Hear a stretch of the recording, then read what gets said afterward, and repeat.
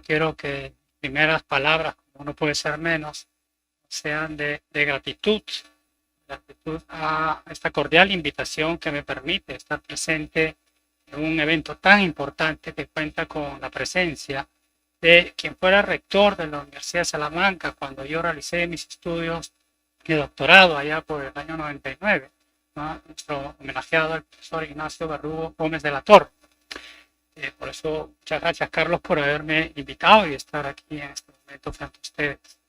Esta invitación es muy significativa, como les comento, para mí, ¿no? Por varias razones. Una, porque la presencia, ya les había comentado, del profesor Verdugo, no solamente cuando fui alumno en Salamanca, sino que también él presidió mi tribunal de tesis cuando defendí mi tesis doctoral, ¿no? Él fue quien presidió, ¿no? Entonces eso también da un realce especial y para mí constituye un especial honor estar esta noche con ustedes. Pero también, en segundo lugar, no puedo dejar de mencionar la presencia de mi querida maestra, la doctora Laura Zúñiga, ¿no? Que dirigió mi tesis doctoral y que siempre con su presencia, con sus consejos, ¿no? Yo, porque cada vez que ella viene a Lima, hago lo posible por tratar de compartir algunos momentos con ella, ¿no? Y espero estar realmente a la altura, ¿no? Con la ponencia que quiero presentarles en esta noche. Finalmente, y no por ello menos importante, también esta invitación es muy especial para mí porque después de mucho tiempo puedo participar en un evento académico de manera presencial, lo que me permite saludar personalmente a colegas con quienes me une no solamente una estrecha amistad, sino también la pasión por el derecho penal. Por todo esto, debo nuevamente agradecer, ¿no? La invitación que se me ha cursado, digamos, para participar en este evento. Cuando nos preguntamos o cuando preguntamos a algún alumno de derecho por el concepto de responsabilidad objetiva, es probable que responda que se trata de un supuesto de responsabilidad sin culpa previsto en el artículo 1970 del Código Civil, es decir, en el apartado dedicado a la responsabilidad civil extracontractual. Podría agregar que existen actividades anormalmente peligrosas, pero que no pueden prohibirse ni desalentarse por un interés superior, a saber, por la importancia que tienen para el desarrollo de la sociedad. De ahí que ante la producción de un daño, deba responder quien desplegó dicha actividad, aun cuando no se constate culpa o negligencia. Estaríamos ante un supuesto de responsabilidad por el riesgo. Claro que si quien nos responde a la pregunta es un alumno con vocación de penalista, afirmará que la responsabilidad objetiva es un elemento extraño al derecho penal, pues no solamente no se concilia con el principio de culpabilidad que informa esta rama del derecho, sino que el artículo 7º del título preliminar del Código Penal establece que está proscrita toda forma de responsabilidad objetiva. Haciendo historia, podría sostenerse que la responsabilidad objetiva es fruto de la Revolución Industrial, pues el siglo XIX fue testigo de la incorporación de nuevas formas de producción, en especial de la introducción de la máquina de vapor y su uso industrial.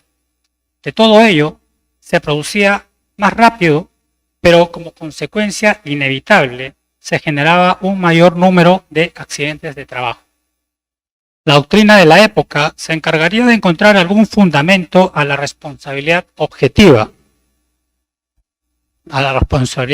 del patrón o del empresario, como criterio alternativo a la responsabilidad por culpa. Y lo hizo sobre la base del aprovechamiento de la mano de obra del trabajador y porque era precisamente el empresario quien se beneficiaba de una actividad que incrementaba sus ganancias empleando medios o formas de producción que acarreaban inevitablemente importantes peligros a sus trabajadores.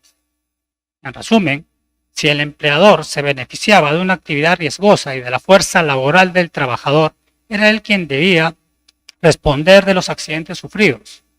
por el operario, aun cuando no se acreditase culpa o negligencia de su parte. Todo esto generó desde luego algunas reformas que cruzaron el océano hace más de un siglo y anclaron por estas tierras. Es así que la ley 1378 de 1911, promulgada por el presidente Augusto B. Leguía, estipuló claramente en su primer artículo que el empresario es responsable por los accidentes que ocurran a sus obreros y empleados en el hecho del trabajo o con ocasión directa de él. En el 10º artículo de esta misma ley, determina que cuando el accidente se ha producido sin culpa del empresario, no es que su responsabilidad quedaba excluida, sino que la responsabilidad no podía sobrepasar el valor de los capitales, de los bienes y de los derechos invertidos. A estas alturas bien podrían pensar que me he equivocado de Congreso, pues este no es precisamente uno de derecho civil ni de derecho laboral. Pero lo cierto es que abrigo la sospecha que hoy día, al menos en la praxis judicial penal, son cada vez más frecuentes manifestaciones de la supuestamente proscrita responsabilidad objetiva. Debido al tiempo que se nos ha asignado y a un afán de no aburrirlos más, voy a traer a colación dos casos reales en los que la imputación del injusto típico resulta más que dudosa. El primero de ellos ocurrió el 29 de agosto del 2017, cerca del mediodía, cuando Rosa Mamani Apaza, una trabajadora de limpieza, barría las calles en el cruce del Jirón Moquegua con el Jirón de la Unión en el centro de Lima. En dichas circunstancias, se desató una balacera debido a que unos delincuentes intentaron asaltar una casa de cambios ubicada por la zona, lo cual generó que una bala perdida impactara en la cabeza de la trabajadora, falleciendo en el acto. Este hecho motivó la actuación de los inspectores de la Superintendencia Nacional de Fiscalización Laboral, SUNAFIL. Ellos determinaron que la inseguridad ciudadana constituía un factor de trabajo en el caso de las actividades en la vía pública y que por tanto constituía una causa básica del accidente mortal. Por esta razón, impuso a la empresa de limpieza una multa de 5.467 nuevos soles, y abro comillas, por no haber adoptado los riesgos, por no haber adoptado como medida preventiva la formación e información sobre los riesgos específicos del puesto de trabajo de barrendera ante posibles ataques delincuenciales en las vías públicas, entre paréntesis balaceras, que permitan tener conocimiento de que ello es un riesgo real y adoptar las acciones para evitar que le causen daño. Cierro comillas.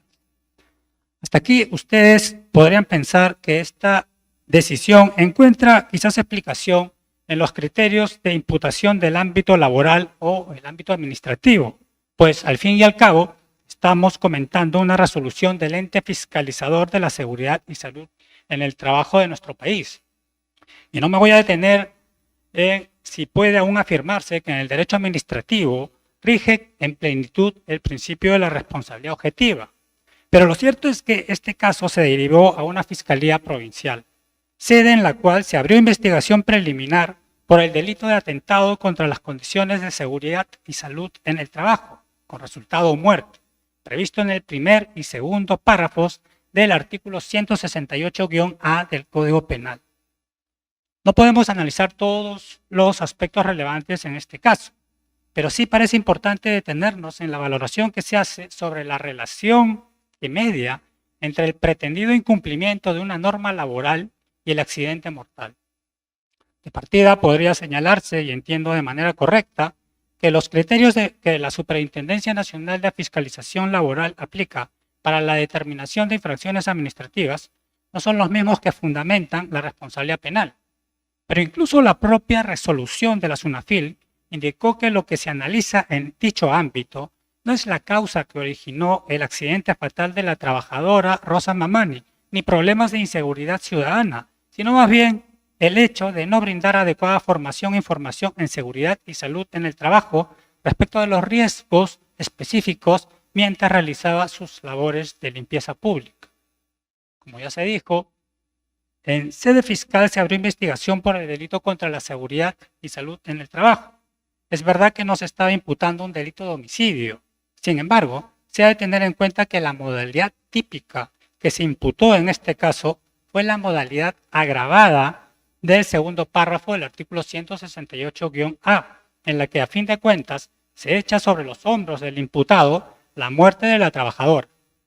De este modo, para imputar penalmente la muerte de Rosa Mamani al empresario, siquiera en la modalidad agravada del artículo 168-A del Código Penal, se exigía algo más que la constatación de que no se formó ni informó a la trabajadora sobre los riesgos específicos del puesto de trabajo de barrendera ante posibles balaceras, pues esta es una argumentación que quizás pueda tener implicancias en el ámbito laboral o administrativo, pero no parece insuficiente para, en términos de imputación objetiva, para atribuir responsabilidad penal. En buen cristiano, desde el punto de vista del derecho penal, resulta más asumible que la muerte de la trabajadora sea imputada a quienes efectuaron los disparos, mas no a la empresa para la que Rosa Pasa prestaba sus labores.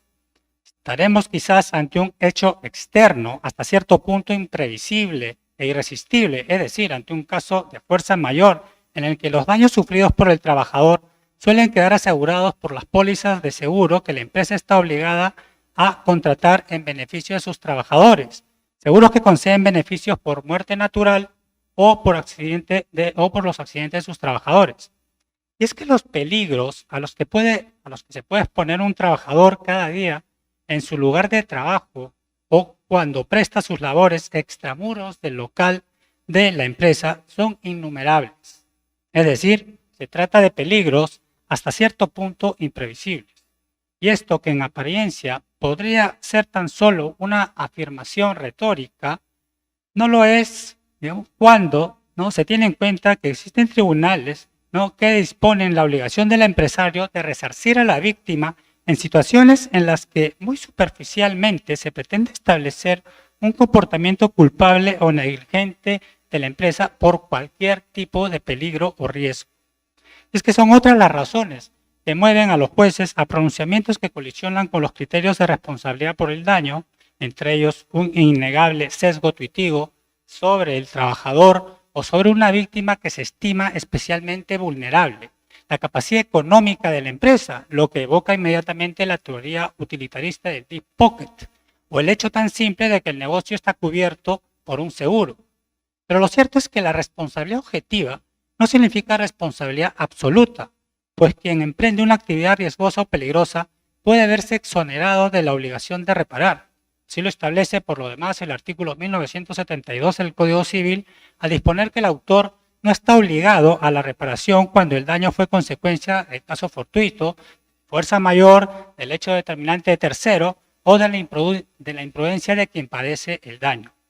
A estas alturas ustedes podrán encontrarse más perplejos, pues parece que nos seguimos moviendo en el terreno ¿no? del derecho de daños o de la responsabilidad civil extracontractual. Pero es que el segundo caso que les voy a comentar constituye una buena muestra de la incorporación de elementos que parecían completamente extraños al derecho penal.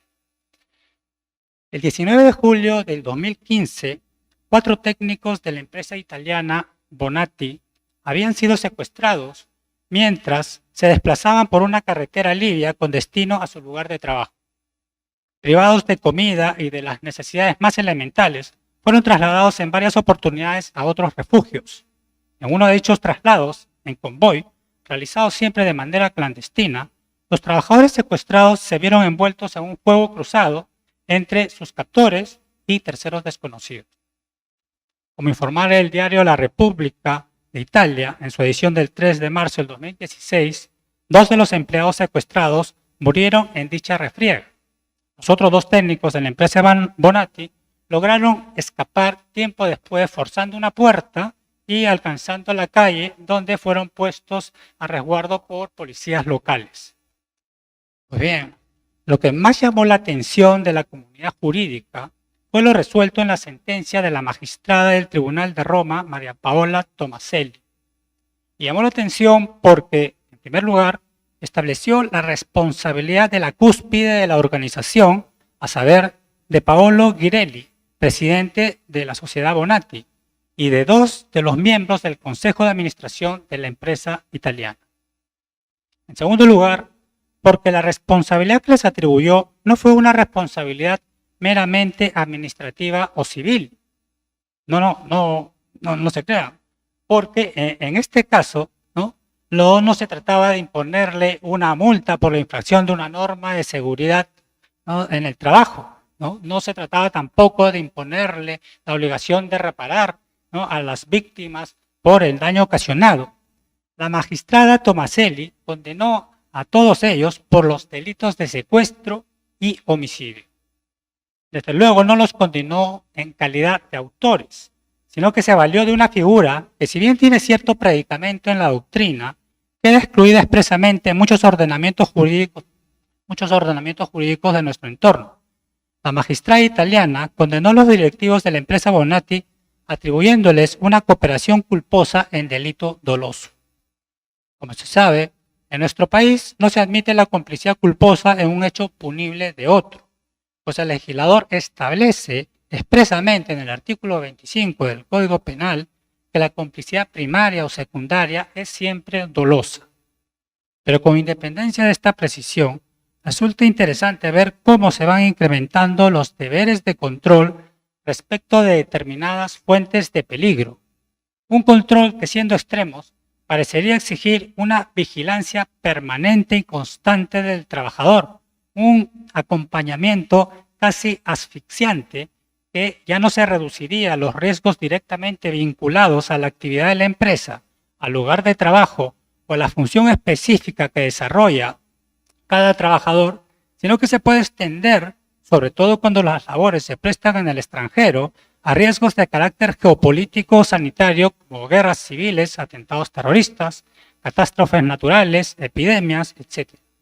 Suma, incrementando los deberes de control, se termina ampliando la posición de garante del empresario. De ahí que en casos similares al de esta multinacional italiana, el empleador deba considerar al momento de elaborar su matriz de riesgos aquellos peligros específicos relacionados con las características sociopolíticas y culturales del país en el que sus trabajadores prestarán sus labores. Ahora bien, en el caso Bonatti, la empresa sí llegó a identificar los peligros a los que se veían expuestos sus trabajadores en Libia y consiguientemente implementaron ciertas medidas de seguridad para la debida gestión de dichos riesgos. Por ejemplo, establecieron la prohibición de desplazamientos por vía terrestre y organizaron la facilitación de medios para que el transporte de su personal fuese por vía marítima y con todas las seguridades. No obstante, por un tema que escapaba al control material de los directivos radicados en Italia, esto no se cumplió debidamente, con los resultados que han quedado descritos. La atribución de responsabilidad penal en un contexto como este me parece que se realiza con una argumentación muy próxima a la responsabilidad objetiva, que, como ya fue mencionado, exige simplemente la presencia de una actividad riesgosa o peligrosa. Una ampliación desmedida de la posición de garante del empresario, exigiéndole prevenir los riesgos más imprevisibles, o otorgándole una capacidad de control o vigilancia que materialmente no puede tener, resulta una fórmula que puede alcanzar cierto predicamento cuando se trata de atribuir responsabilidad civil o administrativa, pero no penal.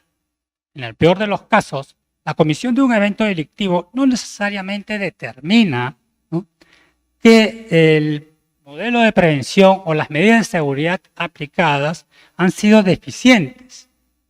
Debemos evitar el razonamiento falaz sustentado en un sesgo retrospectivo que deriva la existencia de un defecto de organización a partir del simple dato del delito cometido. En buen romance, si hubiera hecho bien las cosas, esto no habría sucedido. Decisiones como las comentadas y otras, donde se relativizan los conceptos o se flexibilizan las reglas de valoración o de la carga de la prueba, traen consecuencias. Pienso que las decisiones de nuestros jueces, conjuntamente con las decisiones normativas, delimitan constantemente los estándares de un comportamiento socialmente adecuado, esto es, los debidos alcances del riesgo permitido. No sé si la intervención del derecho penal en casos como los que traje a colación garanticen una eficaz protección de los derechos de los trabajadores, pero estimo que no debe perderse de vista que la norma penal, si bien se orienta a la protección de expectativas o intereses o de bienes jurídicos, limita también los espacios de libertad de las personas, es decir, termina incidiendo en el ejercicio de sus derechos fundamentales.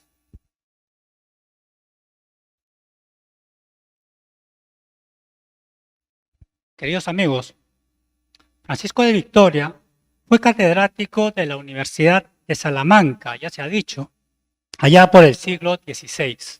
No solo fue un difusor del pensamiento tomista, sino también del jus gentium, del derecho de gentes, aquel conjunto de normas que en el derecho romano eran aplicables a todos los hombres, lo que sería fundamental para la concepción de un orden moral y jurídico de carácter universal, es decir, común a todos los pueblos.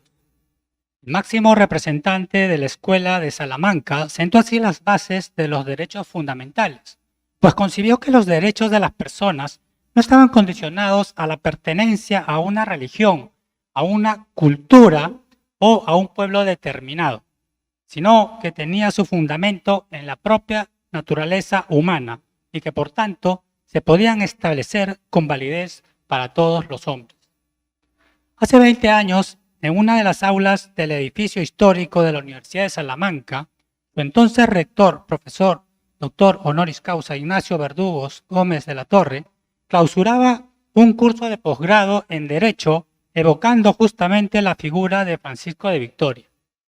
Y lo hacía con unas palabras que a pesar del tiempo y de mi mala memoria, no puedo olvidar. Decía el profesor Verdugo, nuestro ilustre homenajeado, que se ha forjado en las aulas salmantinas jamás claudica de sus valores o principios. Ayer fue la defensa de los indígenas, hoy puede ser la defensa del derecho a la igualdad, del derecho a la vida, la defensa de los más desfavorecidos, la defensa de la democracia, de la libertad, en fin. Lo que permanece inalterable es que en la defensa de estos valores o principios han de prevalecer siempre un sentido de justicia. Han de prevalecer el derecho y la razón, y ahí siempre nos tendrán de pie. Muchas gracias. Muchas gracias, profesor doctor Eduardo Oré Sosa.